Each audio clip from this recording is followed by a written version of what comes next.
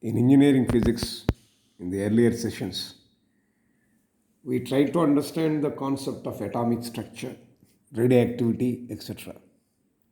Now, in the current session, we shall try to understand the physics of the nucleus, or you may call as nuclear physics part, wherein we shall try to focus on understanding to discuss the structure of a nuclei, its size and its constituents, to estimate the nuclear mass, mass defect, and binding energy. And we will be able to compare various models of structures of nucleus and obtaining semi-empirical formula for the binding energy. We shall try to introduce the nuclear Magic numbers, the stability of nuclei and shell model, and liquid drop model also. And also we will be able to discuss the collective model and Fermi gas model of the nucleus. And then we shall try to conclude with the comparison of various nuclear models. So let us have basic idea as an introductory session to this phenomenon. Now, with the discovery of neutron in 1932, the neutron acquired the status of a prime component of nucleus. But its bonding with proton and accumulation of large number of neutrons together in case of heavy nuclei always intrigued the scientists. Means it has created curiosity among the scientists to know more about neutron. To explain the behavior of atomic nuclei of atoms, various models of nucleus have been proposed from time to time, but none could single-handedly explain all the features and details of various interactions involving atomic nucleus.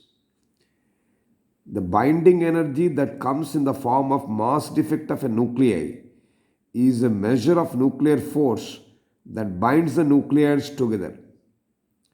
Several models like shell model, liquid drop model, Fermi gas model, collective model, etc. They're all tried to explain us the details of nuclear spectra and other properties. When you talk about the size of the nucleus, the relevant length scale for measuring the nuclear size is the femtometer, where 1 femto equal to 10 power minus 15 meters. Physicists usually call this length 1 Fermi. The size of the nucleus may vary from about 1 to a few Fermi in radius. You may recall that the Bohr radius of hydrogen is of the order of 10 power minus 10 meter. Therefore, the nucleus is far smaller than the atom. Nuclear size was first measured by Rutherford by taking into account how close alpha particles come to the nucleus before the scattering ceased to be pure Coulomb repulsion, at which point they were actually hitting the nuclear surface.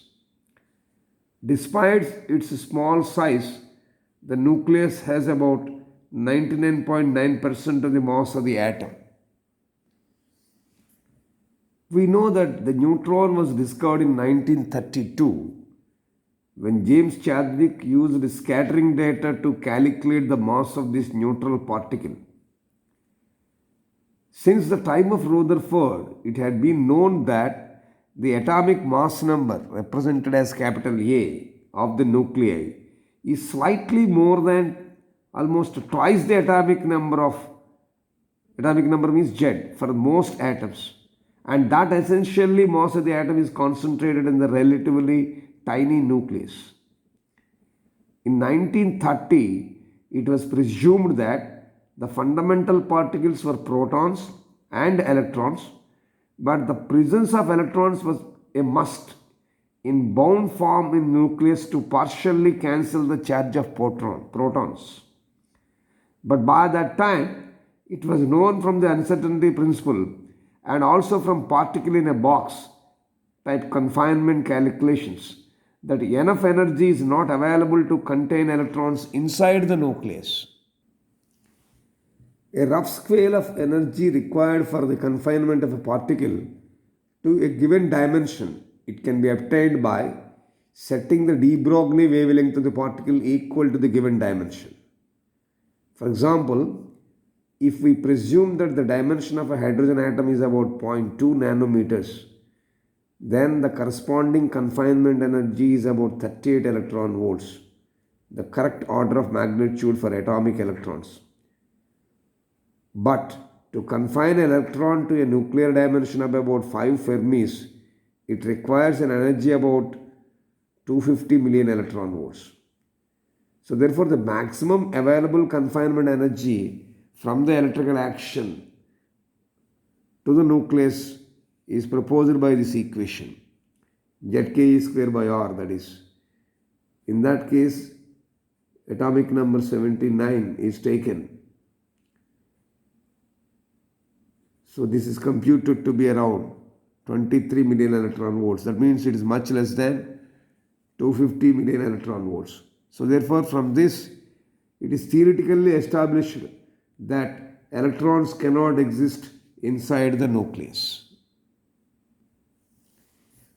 An experimental breakthrough came in the year 1930 with the observation by the scientists Bothe and Becker that bombardment of beryllium with alpha particles from a radioactive source produced neutral radiation which was penetrating but not non-ionizing. Both presumed that it was the gamma rays, but Curie and Joliet showed that when a paraffin target is bombarded with this radiation, it ejects protons with energy of about 5.3 million electron volts. So this experiment proved to be inconsistent with gamma rays because it can be understood from the momentum and energy analysis.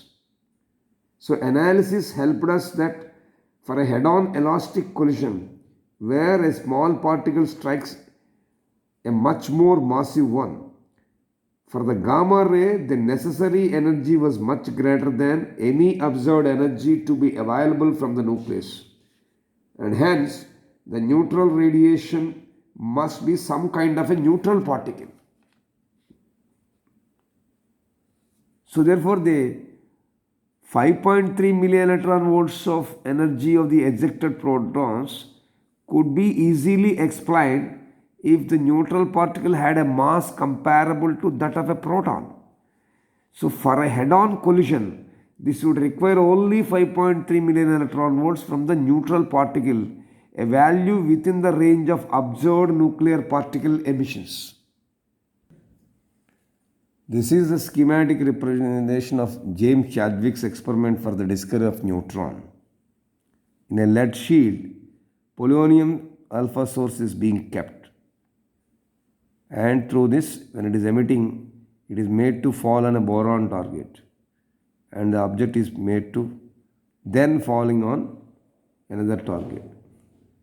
Here a detector was placed to observe this. So Chadwick was able to provide that the neutral particle could not be a photon by bombarding targets other than hydrogen, including nitrogen, oxygen, helium, and argon in his experiments.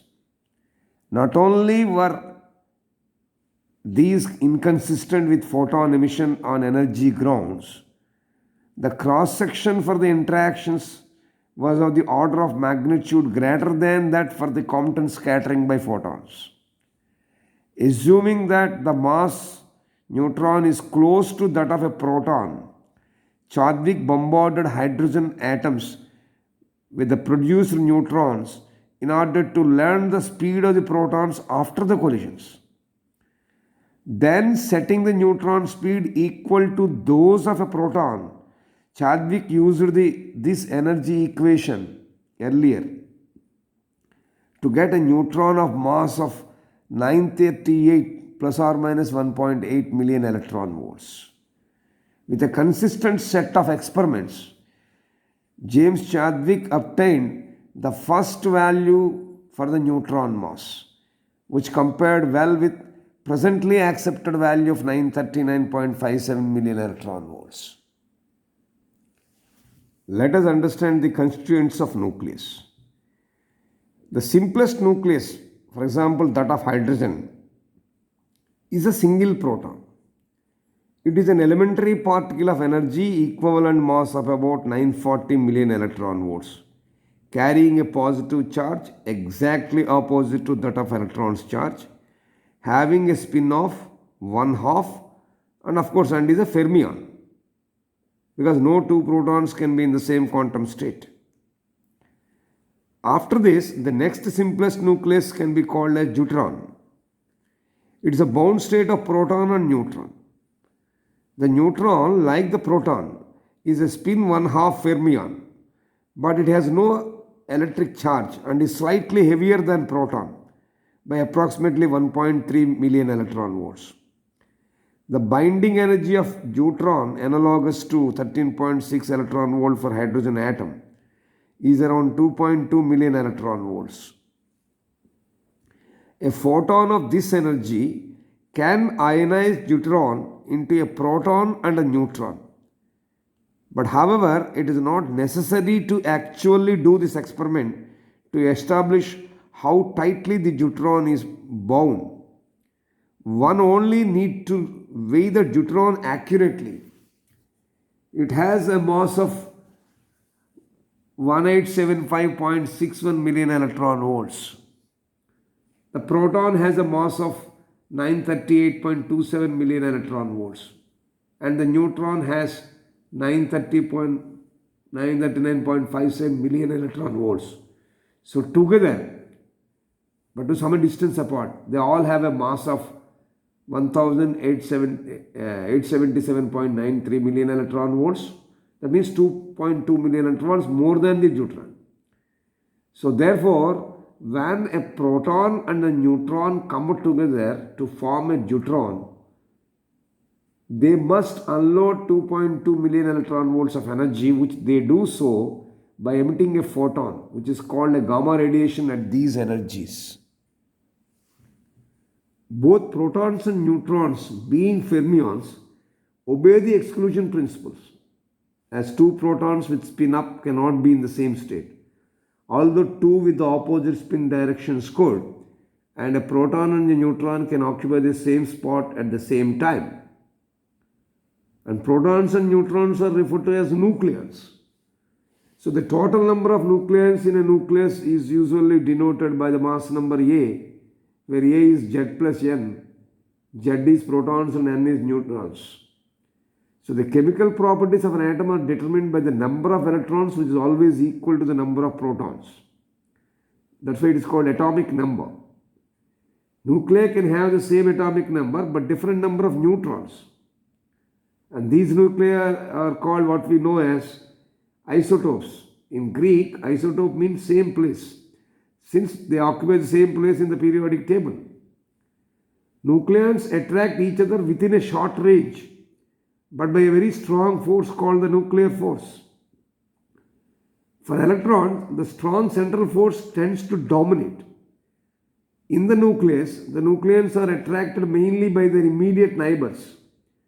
It is similar to an attractive force as being a potential well, as seen by an individual nucleon.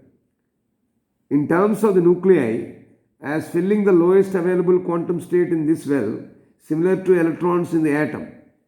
For example, if you take helium nucleus, the alpha particle 2p plus 2n, that is 2 protons and 2 neutrons, is tightly bound 4 nucleons. A spin-up proton, a spin-down proton, a spin-up neutron and a spin-down neutron. All can occupy the lowest energy state in the well. But however, if you take some larger nuclei like carbon, oxygen or iron, they are actually little more tightly bound than helium, about 8.5 million electron volts per nucleon as against about 7.5 for helium. Because each nucleon is attracted to its close partners, and there are more close partners in these larger nuclei. And of course, it has also been argued that some of these higher nuclei strongly resemble bound states of alpha particles. The total binding energy, usually expressed per nucleon, of any nucleus is easy to find. Just as for the deuteron in the example, the mass of the nucleus is subtracted from the sum of the masses of the separate nucleons. In this context, let us understand the nuclear notation. And we know that atoms are electrically neutral because they have equal number of protons in the nucleus and electrons orbiting the nucleus. But however, within the nucleus, there are other particles called neutrons, which are electrically neutral but have same mass as proton. So therefore, we can characterize the nucleus as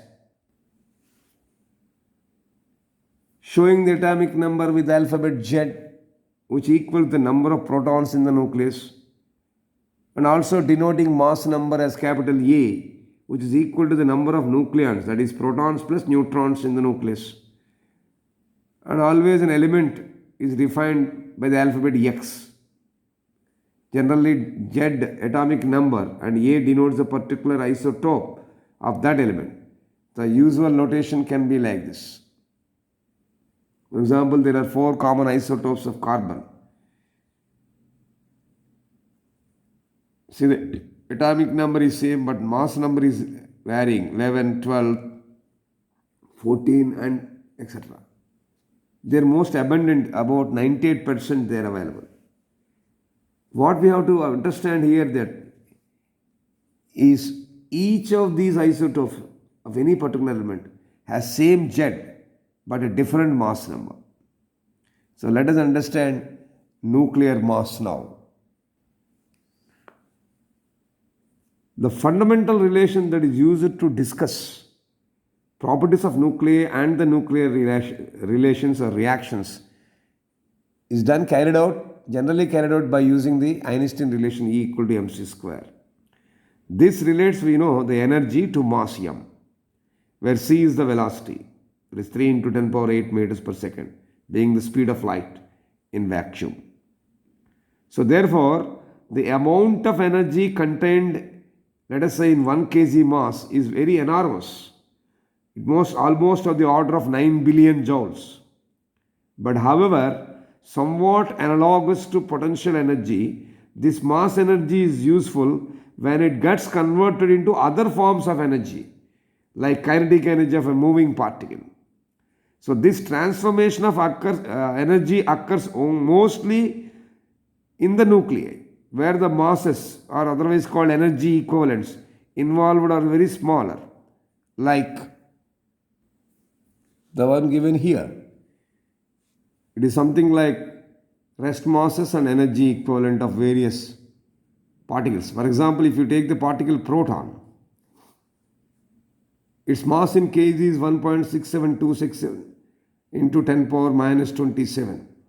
That means its an equivalent energy in million electron volts is 938.27. Similarly, if you take neutrons, its mass in kg is 1.6750 into 10 power minus 27, equivalent to 930.57 million electron volts. More or less similar energy. Similarly, if you take electron, mass is around 9.109 into 10 power minus 31 kg. So this is approximately equivalent to 0.51 million electron volts. So the units of energy used here is million electron volts or mega electron volts, where 1 mega electron volt, 1 million electron volt is equal to 1 million electron volts, means 1 electron volt is the kinetic energy gained by an electron when it is accelerated through a potential difference of 1 volt. That is approximately 1.6 into 10 power minus 19 joules. So the simplest nucleus, that of hydrogen, what we have taken is a single proton. It is an elementary particle of mass of about 938.27 million electron volts. So with the concept of nucleus mass, let us understand something what is known as mass defect. We know that nuclei are made up of protons and neutrons. But the mass of the nucleus is always less than the sum of the individual masses of the protons and neutrons, which constitute it.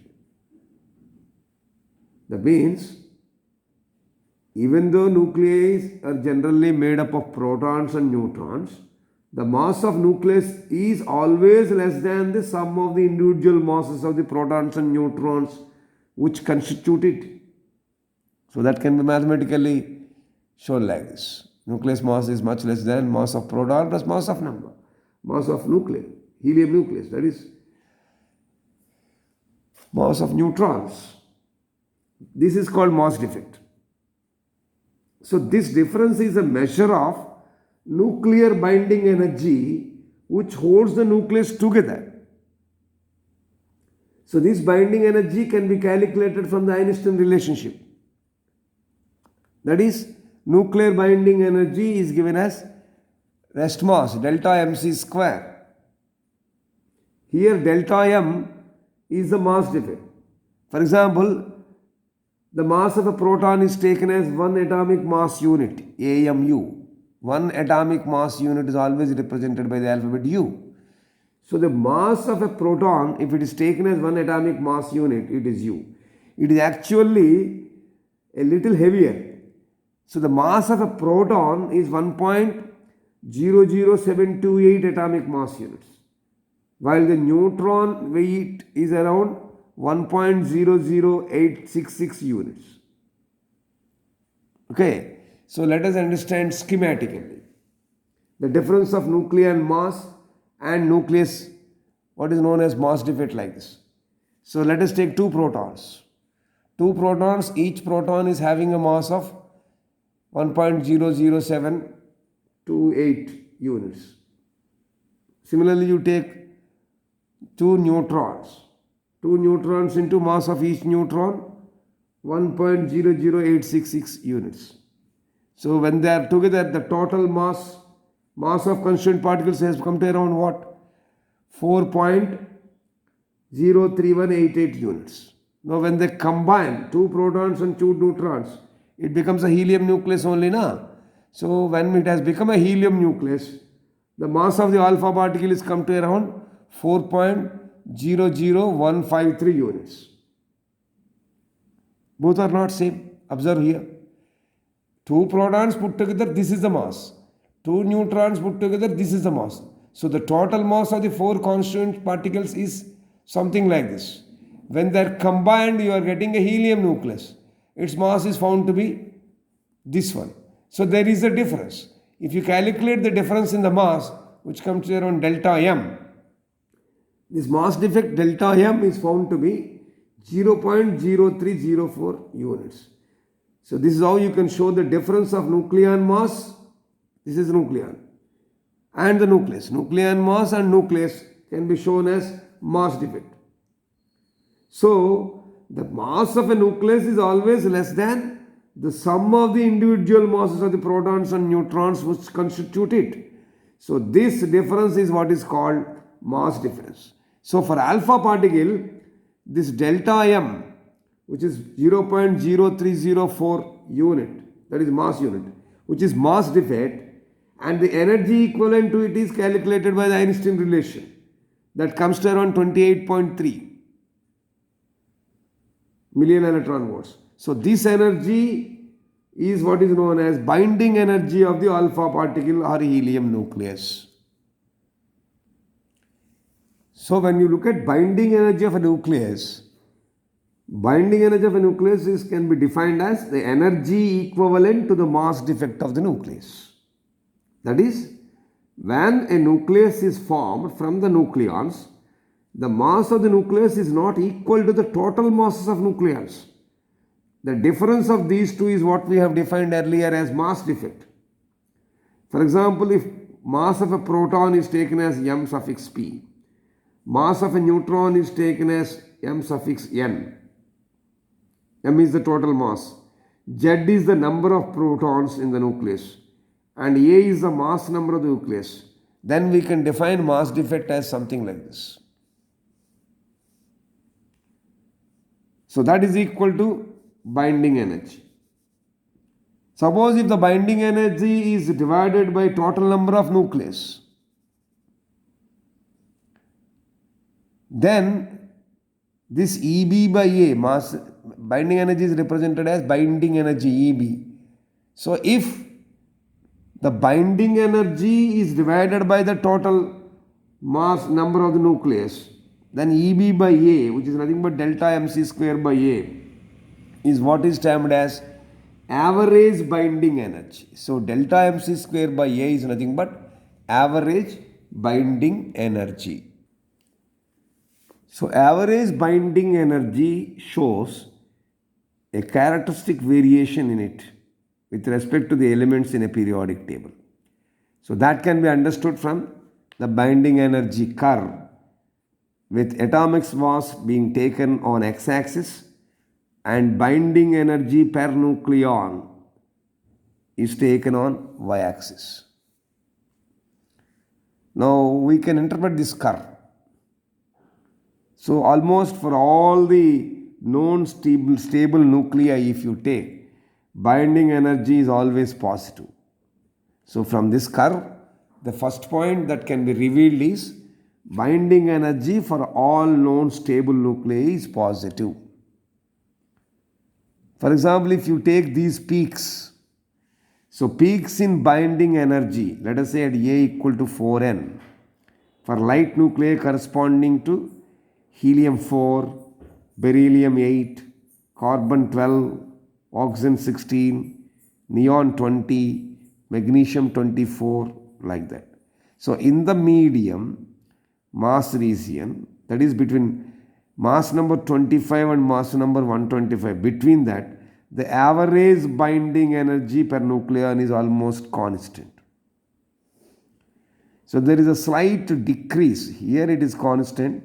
There is a slight decrease in the averaging binding energy for mass number greater than 125. If it is greater than 25, there is a small decrease. So therefore, basically, binding energy is a function of nature of binding forces of nucleon. So from the binding energy curve, we can predict the certain facts about the nature of nuclear forces. So I am quickly recapping the binding energy curve interpretation. So this curve is binding energy per nucleus showing broad maximum. That is atomic number 25 volt region. This is atomic number 56 region. This is atomic 125 region. So for all most of the stable nuclei, binding energy is positive. So if you take peaks here in binding energy from atomic number 4 to light nuclei, atomic number 4n means light nuclei corresponds to what? Helium, beryllium, carbon, oxygen, neon and magnesium, where you find peaks. So in the medium mass region, between that means A equal to 25 and A equal to 125, the average binding energy per nucleon is almost constant. But thereafter there is a slight decrease in average binding energy whenever the mass number is greater than 125. So basically, binding energy is a function of nature of binding forces of nucleons. So from the binding energy curve, we can predict the presence of the nature of nuclear forces and also some characteristics like isotopes, isobars and isotones. Let us understand them. So for further understanding of nuclear forces at this higher level, let us recollect from our undergraduate understanding as well as from high school understanding about isotopes, isobars and isotones. We know that isotopes are the elements having same atomic number but different mass number. They have same atomic number because the number of protons inside their nuclei remains the same. The difference in their mass number is because of difference in their number of neutrons. For example, if you take hydrogen, it has three isotopes called hydrogen, deuterium and tritium. That is hydrogen 11, 12, 13. Similarly, if you take chlorine 17, 37 and 35. These are the isotopes of chlorine. So the isotope can occur either naturally or it can be produced artificially in the laboratory. Now when it comes to isobars, these are atoms of different elements having the same atomic mass but different atomic number. That means Z is different here, A is common. So due to their different electron numbers, their chemical properties are different. The light nuclei have unstable isobars. Heavy nuclei have stable isobars, and these occur in pairs. For example, if you take the number of protons of one isobar matches with that of another, they are called mirror-like nucleides of each other. For example, you take germanium and selenium. Germanium 3276, selenium 3476. And similarly, iron 2658 and nickel 2758. And let us look at isotones. Now, isotones are elements having the same number of neutrons. Examples of isotones can be chlorine 37 and potassium 39. Both have 20 neutrons in their nuclei. Though the atomic number is different, the number of neutrons are same. Then they are termed what we call as isotones. So in this session of the physics of the nucleus, we started with the concept of understanding the basics, discovery of neutrons, size of the nucleus, and then Chadwick experiment, and then tried to understand the constituents of nucleus and understanding the representation of nuclear notation, followed by understanding nuclear mass and mass defect. We looked at by understanding binding energy and also binding energy curve. From that, the interpretation, followed by recollecting isotopes, isobars and isotones. With this background, we shall continue in the next session.